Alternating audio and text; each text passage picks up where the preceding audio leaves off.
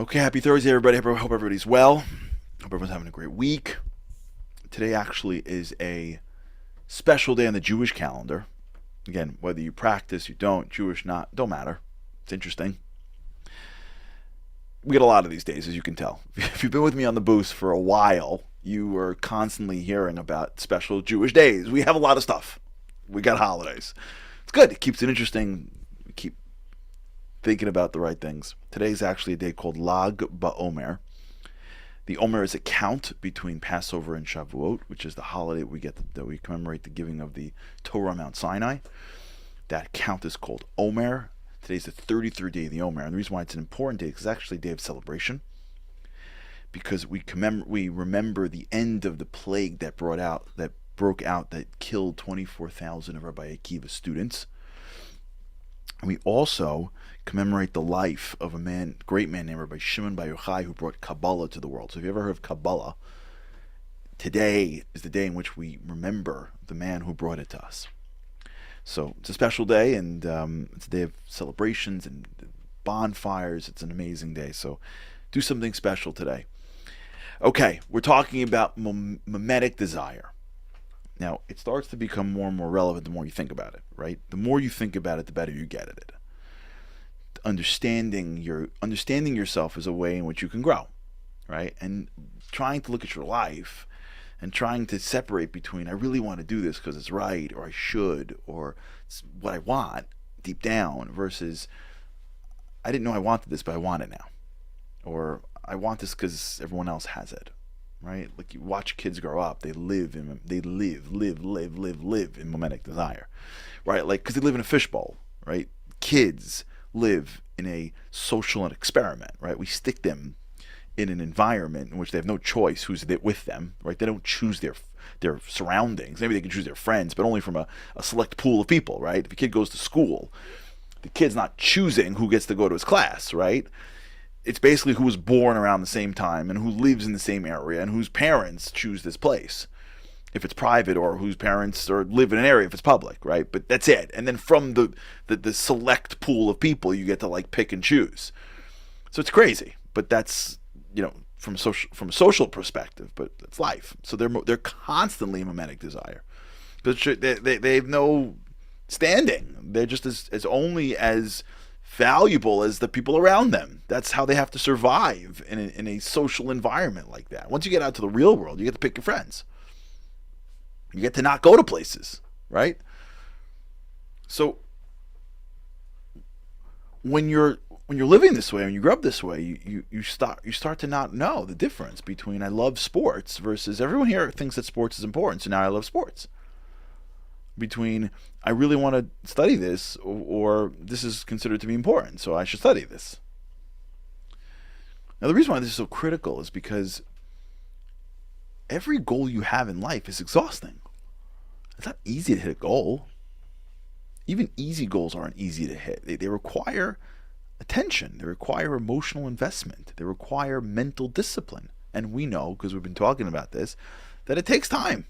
And we only have a limited resource of all these things. We don't have unlimited emotionality every day. That's why at the end of the night, you're more likely to snap than in the morning, right? Because you're spent. You have a limited resource called discipline, right? In the morning, you're making yourself a salad. At night, you're polishing off the donuts. How come? Because you're exhausted at the end of the day.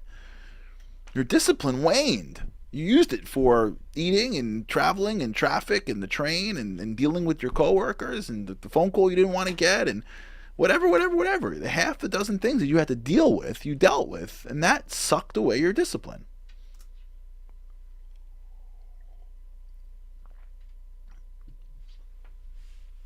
So when you pick a goal, it takes a piece of your life. So the reason why we don't sacrifice, to circle back to the beginning of the week, in part is because we can't. We want too much stuff. And half the things we want, we don't even really want. We only want it because everyone else has it. We don't know the difference. We don't have the two or three things that matter most to us. We don't know the things that are the most critical parts of our lives. We don't really have in our heads the 3 or 4 things that I have to do today because it is the most critical thing that I need to do in this world. Not either sort of like what we'd call meta mimetic desire. I have to become something that other people are. Or micro mimetic desire. I got to do 10 things today that keeps me connected or in people's favor. I have to say yes to this or do that or run around to do these little things. My day-to-day decisions is based on what I should be feeling, based on what I see. And then my big life goals have very similar things. So I can literally spend hours of my day doing something that I never even deep down wanted to do. So it creates an exhaustion. It creates a dilution of clarity to what I really want, to what I'm willing to fight for, to what I'll define my life for. Yeah, it's hard to be a parent to the level that my kids need if I'm also trying to make as much money as I can because I want to keep up with everybody around me. Sure, super hard. The mortgage that I can't afford puts me at work for more hours, which is why I can't spend those hours with the kid who needs me.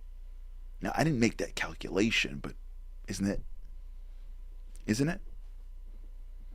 Right? Maintaining all of my friends and keeping up with everybody's lives and making sure that I'm ahead of the curve keeps me focused on that, which takes me away from maybe my spouse and really creating a life where we can talk and walk versus managing all the different things that I got to do to maintain the mimetic desires.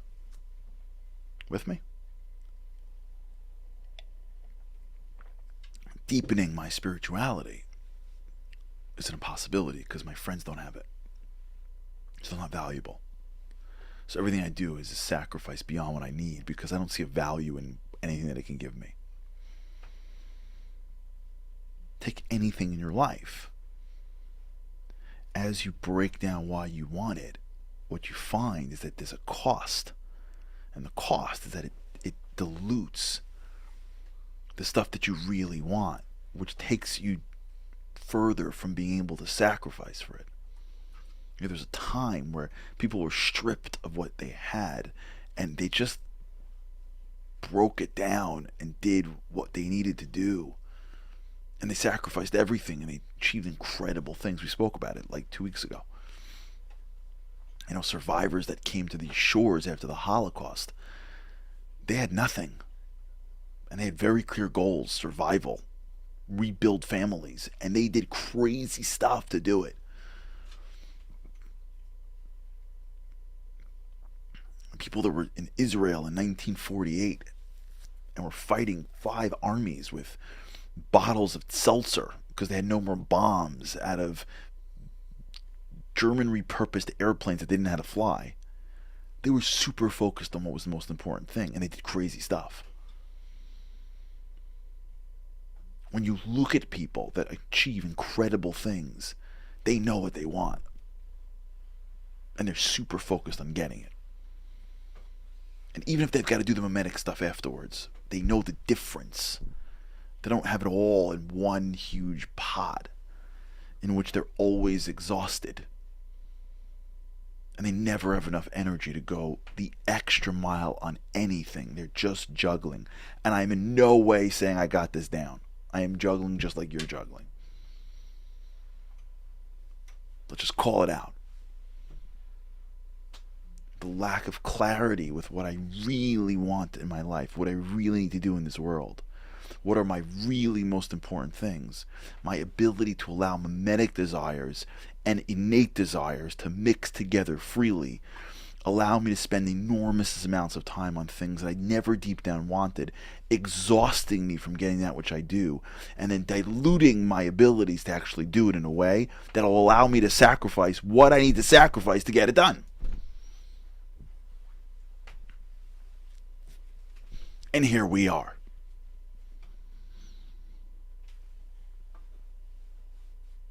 Think about it. Just think about it over the weekend.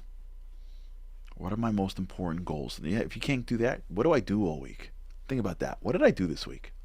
Like, what did I do? And then ask, why did I do that? See if you can see the difference between an innate desire and a mimetic desire. Because once you get the difference, you'll find more strength to sacrifice. And then you'll start to move into a new world. All right, everybody, have a great weekend. Shabbat Shalom. God's help. Can't wait to see you next week.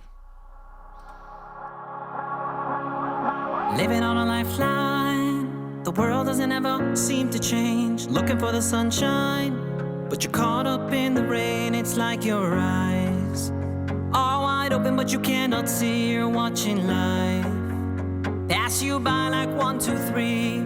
Walking in destruction. The winds of life blur your vision. All the devastation. Forever feels like you're on the run. It's time. No one else can set you free. You're locked inside, and only you have got the key.